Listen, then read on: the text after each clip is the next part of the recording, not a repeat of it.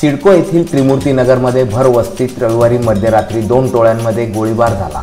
यामुळे एकच खळबळ उडाली आहे। 2 सराईत गुन्हेगारांमध्ये झालेल्या वादातून एकाने दुसऱ्यावर गोळीबार केल्याची घटना सिडकोतील त्रिमूर्ती चौक परिसरात रात्री घडली।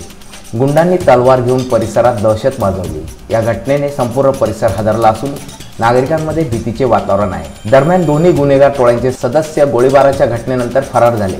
याबाबत अंबड पोलिसांकडून त्यांचा कसून शोध घेत 6 संशयितांना ताब्यात घेण्यात आले आहे। सिडको परिसरात राहणारा वैभव शिर्के आणि दर्शन दोंदे या दोघांत रात्री वाद झाले।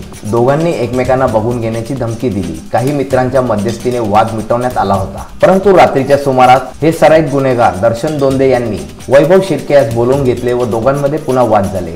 दर्शन दोंदेने गावठी पिस्तूल काढत वैभववर रोखली असता जीव वाचवण्यासाठी वैभवने पलायन करण्याचा प्रयत्न केला असता दर्शनने पाठीमागून गोळीबार केला। त्याचा नेम चुकल्याने वैभव वाचला। याबाबत अंबड पोलीस ठाण्यात गुन्हा दाखल करण्यात आला आहे। सदर घटनेचे व गोळीबाराचे सीसीटीव्ही फुटेज समोर आले आहे। गोळीबाराच्या घटनेने अवघ्या काही तासातच 6 संशयितांना अंबड पोलिसांनी ताब्यात घेतले आहे। वर्चस्वाच्या वादातून सदर घटना घडल्याचे समजते। याबाबत अंबड पोलीस अधिक तपास करीत आहेत। अमर सोळंके, मी नाशिककर न्यूज, नाशिक।